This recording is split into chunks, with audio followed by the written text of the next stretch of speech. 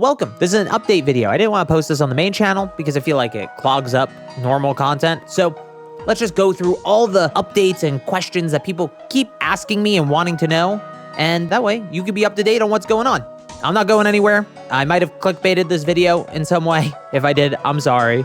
But don't worry, the channel is gonna stick around. It is my job, but let's just get to the normal updates, huh? Okay, first question I get all the damn time. Where are what ifs? What if Goku fought Cooler and his brother was Turles and they went to Planet Yardrat? I don't know, some shit like that. The real answer is they're in the same place they've kind of been since 2022. I know in 2022 I did quite a few more what ifs than I have in 23 and 24, but generally speaking, the idea now is if I have a cool video idea, whether that be a what if or a mistakes video or entire story of, etc., I want to get that piece of content done and make that. The reason I don't make what ifs as much anymore is because I kind of did all the big ones, the obvious ones, the fun ones, the ones that don't involve me basically writing fan fiction, but trying to pretend it's something different or elevated above that. At the end of the day, most what ifs, if not all of them, are some form of fan fiction in a lot of ways.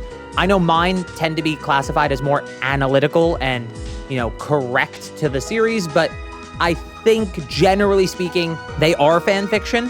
And there's just sort of a line that I draw in the sand of how far I'm willing to go down that rabbit hole, because what ifs for me are a vehicle to give you a narrative framework that surrounds informing you about things in Dragon Ball. So many of my what ifs have a break in the narrative of them to explain something to you. So that way you have a better understanding of what the series is about or what happened in the manga or what's canon and what's not, etc. I use them for this purpose. So if they ever devolve beyond a certain point, we sort of lose the identity that I built my what ifs on. And I think I was starting to get there very much so towards the end, where I was pushing the limits of what I was willing to do for a what if. And so I think I have sort of narrowed down to ideas that are on my list, actually. I'm reading my iPad because I just have some notes written down of what I want to update you guys on. But on the iPad, I also have a list of ideas for videos, and a lot of those include what ifs that I think are very feasible, that are very grounded within the series. And I want to make those. And so the reason what ifs are more sparing as well is because I do find them a bit harder to write. The research element of them, especially depending on how niche the idea is, does take a while. And especially if I'm adding in things like dialogue and voice acting, which you will see in the next what if that comes out. Voice acting is still around. Those take extra time. I have a person that needs to be hired to do that. I have work that we're trying to do to make them elevated a bit more. If you saw the recent video on how to kill Goku, one of my personal favorite videos I've ever made, even if the views aren't as good as I'd like them to be, go watch it if you haven't yet, I guess. This is a slight plug.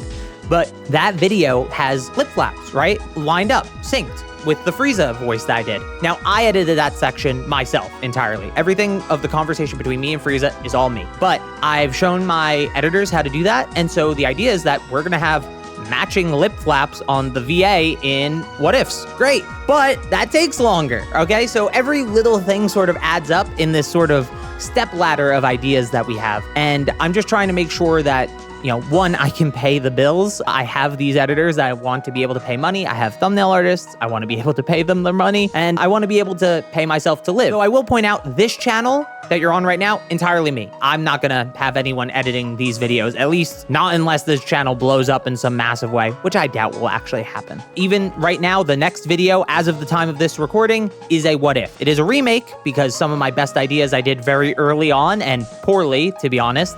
But that remake will be out relatively soon. Do not have a specific date. We're trying to get to the point that we could do 2 videos a month. I'm sorry that I'm basically a monthly content creator at this point, aside from shorts, but we're trying our best. I really promise I'm putting in the effort to actively work with my team to accelerate this process. And a lot of it does come down to me being slow to research and write in some departments. But I'm also kind of ahead on scripts right now. So I'm hoping, again, we can make things better going forward. Okay.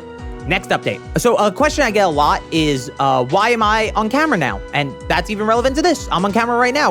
what's with the camera? And there's a couple of reasons. One is people were confusing me with other Dragon Ball creators all the time. I think that's probably less so the case now. I think I stand out from the crowd a bit more, especially now that I am, as mentioned in question 1, separated from What Ifs. But I do find myself, in the past especially, being misremembered for doing something else and then being like bothered about it. Like, where's part 3 of this What If that I didn't make? You said this in this video, not my video. You're disagreeing with yourself and your position on Twitter, not my Twitter. I'm just not that guy. I'm not the guy that they were referring to. And so I think putting myself on camera, putting a face to the voice, to the videos, helps distinguish myself from other creators. Funny enough, I don't really use my face in What Ifs, which I think is actually a pretty funny side effect. I feel like What Ifs don't need me interjecting with my face cam and stuff. And it's funny because that's where this issue started, right? It was back when I was making What Ifs primarily, actually pretty much exclusively. But it is, notable to say that that's one of the main reasons. But the second reason I think is even more important now that I stand out from the crowd, maybe now people, know who I am a bit more and they don't confuse me with other people as much. Editing styles have diversified and such. I like interjecting my personality into the videos. If you notice, when I'm talking right now, I might not sound exactly the same as when I read a script. I'm not reading a script right now. I don't have a teleprompter up. I have like little notes, and the notes are one line that says what topic to ramble about for the next few minutes. I like being on camera because I can interject who I am. And I think no video shows that better, again, than my most recent video. If you see the on-camera bits with me talking to Frieza, I did have lines on a script, and I almost every single time said them differently than the written down version of that line. The New York accent came out a bit because of the subject matter, and I really had a fun time being myself in that video. And, I think you get lost, especially if you've ever, maybe you're in class or you were in school at some point, or you're at a job doing a presentation, and you've read something off a piece of paper. You don't sound and read things the same way that you say them freely. And this is me speaking freely. So I think that's part of it. I think the more personality I have in videos, if I'm honest, I also think there's more of you become invested, not just in the content, but my personality interjected into these videos. Not that I'm trying to trick you into watching, because it can backfire. You might not like me, and that's fine. You're allowed not to. You're allowed not to like the content. I completely 100% understand that. But for the people who do, I hope you stick around and you like me enough that if I make something a little different, like the How to Kill Goku video, you give it a chance because you like me and not the PNG. And I think that's also another question people have. Why use the face cam, green screen, and the PNG? PNG Carthu, I find to be more direct to the point and a character. He's very knowledgeable and he talks like the script Carthu. And I think I'm me. I'm real human, flawed, gonna make a mistake Jace in real life. So it's I think that's the difference at the end of the day. And I think they both have value in the videos. And I would hate to get rid of the Carthu PNG. It's just so well drawn by sometimes Hector on Twitter. And I just find that PNG just so beautiful. And whenever I post him on Twitter, people say how much they like his design. And I designed him. I had him drawn by somebody else, but I gave the notes of what colors, what design, what type of gi, what type of pants, what type of shoes, what type of belt, everything, the hairstyle, everything. Everything was my design. Hector just, took my ideas and put them down on paper because I can't draw. So that should explain hopefully everything about being on camera. It's not gonna stop anytime soon, but when a video doesn't need it, a what if, an entire story, I guess, things of that nature, probably an entire story manga arc as well, I will not be on camera. But my face cam on the other pieces of content and other buckets of content we have, like the character analysis videos, the road twos, the many mistakes of those types of videos, I'll still be in those. I'll be still having a good time, sharing my personality with you, and hopefully you enjoy me a little bit. I enjoy sharing it with you. It's a lot more fun for me, I promise. It's making me avoid burnout. Okay, I've rambled enough. Next question. Okay, so the next thing actually is less a question and more sort of a soft plug in the middle of this. I'll try to keep this brief. Members help a lot.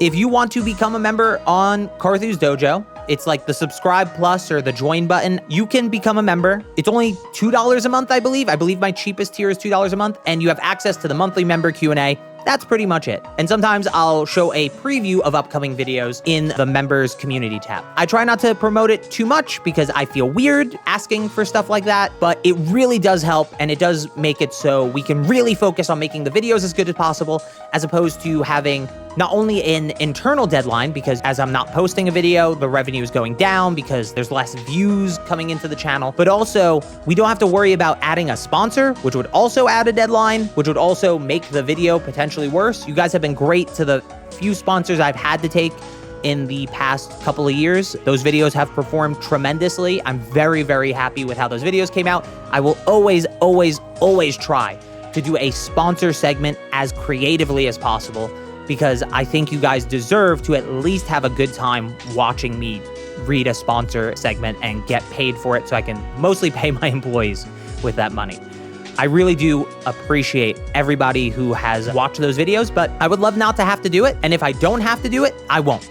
That's as simple as that. The other thing is we do have a slightly higher member tier that we don't do much with. It's called the gifted member tier. The gifted member tier is $5 a month, and I'm trying to figure out what extra value I could throw in there. And the issue is I don't want to gatekeep any content. I've been thinking about you get to see the video the minute it's uploaded as opposed to waiting till Saturday at 3 p.m., which is my normal release time for videos. That could be a cool thing for members of the $5 tier. We could also maybe do at the end where I say, and thank you so very much for watching. We have the members that are $5 tier behind me or on either side of me, showing up their names on screen and scrolling. But if you have any ideas, if you're someone willing to become a $5 member and you want to share an idea with me, I'm 100% open to hearing it. I can't promise anything. I'm very busy as is, but it is something I'm open to, especially because it's a little safety net. It makes things a bit easier, and I'm a bit less stressed, which might mean I make more stuff quicker, hopefully. All right. No more money shilling. Next. Okay, so this next thing is about live streaming. Let's start with YouTube. I stream on Carthu's Dojo just about once a month. That's my minimum goal for streaming on youtube.com on my main YouTube channel. If I can hit that metric, I am happy as hell. I'm so happy because it's very hard for me to stream on YouTube. I'm scared of it algorithmically all the time, despite me knowing it's not necessarily bad, but I do genuinely enjoy it. And YouTube, for some reason, I don't know if everybody has this, YouTube gives me 10 free memberships to gift out every month. So if you join the once a month stream, you have a chance of becoming a member for free for a month, which is a great deal for you guys. So I try to make sure I go live every month just to make sure you guys get those 10 memberships. Those streams are a lot of fun. They're usually very Q&A oriented, or maybe sometimes slight reaction if we have something to watch. But a lot of the time, I feel like I don't have the content to put on a YouTube stream. I've been trying to do the tier list thing, and I just haven't gotten back to it. And I feel bad because we had one that we were supposed to finish. But I do hope to do more live streams and in more interesting ways, but maybe not on YouTube, which is the second update, the Carthu Twitch channel. Okay, Dragon Ball Daima is officially over. We did not react to it on twitch.tv/Carthu. That didn't happen, okay? But if you do want to join us over at twitch.tv/Carthu, I do have a plan to potentially stream at least a little bit more there. I think there's some potential to use those streams as bouncing boards for videos like this, where I'm talking to camera or I'm answering something, and I can put up in post some, editing in some of the things I'm referencing. That way there's some visuals to go along with what I'm saying. I think it could be pretty cool. And this is something I'll talk about later in the video, but I don't think I'll stream more than 2 days a week on there, and not for very long. If I do stream more than that, it's probably because I'm doing the second thing that I want to do potentially with the Twitch channel, which is a working stream. Maybe my camera won't be on unless someone asks a good question. I think we could farm a clip or video out of it. But my goal with the Twitch then would be to use it as a way to research and write and maybe even edit while live. Sometimes you just need to sit down and do something, and it's so hard to sit down and do it. But if I make it fun by having a chat with me and being able to talk while I do it, even if it's a little slower, it might be better. And it also might help me avoid some of the mistakes or things that I've missed in my research, which have happened occasionally, and usually it's minor, but I'd rather avoid it than not. I think the biggest example, which is my biggest regret, is the timeline video missing Gas versus Bardock. That's crazy. What a crazy oversight by me, because that's like easy to make sure of, but it just slipped my mind because I was going through the arcs in chronological order, and I just didn't even think about the flashback scene because I wasn't rereading the whole arc. I just had to say granola arc happened here, basically, and that's it. So I think it could be something cool. If you're interested in that type of content, follow the Twitch, twitch.tv/Carthu. A lot of people always ask me, how do you write? How do you script? How do you research? How do you edit? All right, screw it. Let's share how I do it.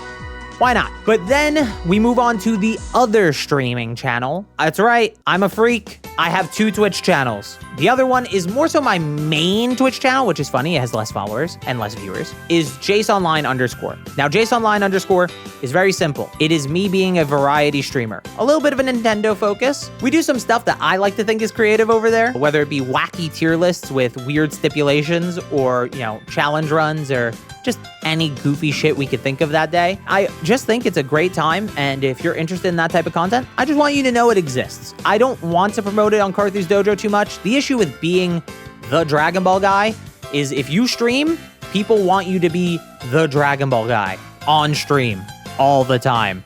It sucks. It's just genuinely grating to be in the middle of something like doing a Nintendo tier list where we talk about how Smash Brothers characters might smell in real life. Yes, I really did that. And someone asks me a question about Yamcha. You know what I mean? It just takes away the flow of it, especially when I don't have that many viewers to drown them out. It's my small side project that I don't promote very much. I kind of like that it's small right now and it's growing on its own. But if you're interested, I don't want to gatekeep it from people who genuinely would be interested in that content and like me for me, or like my personality, or like the ideas behind that content. So here's my open invitation. If you want to join, great. If you don't care about me outside of Dragon Ball, great. There will be Dragon Ball streams, as I said before this. This is just an open invitation to the people who might want more of me that isn't related to Dragon Ball. All right, next update. And actually, this is the final update. This channel, which is now called Carthu no Dojo. Double meaning. In Japanese, that should mean Carthu's Dojo. In English, it sounds like I'm saying Carthu without the dojo.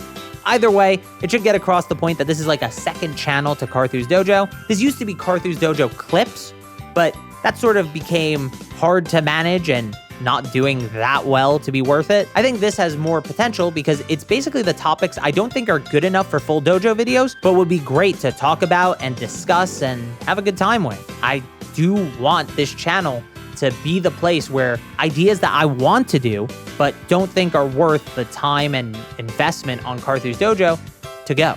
I want there to be a home for videos I'm passionate about or ideas I'm passionate about that doesn't feel like I'm hurting other people who work for me and have bills. So I hope you enjoy this channel. I'm gonna link right now on this end screen to a video representing exactly what this channel's content is gonna be. And thank you for watching this video. You didn't have to, but you did. I appreciate you.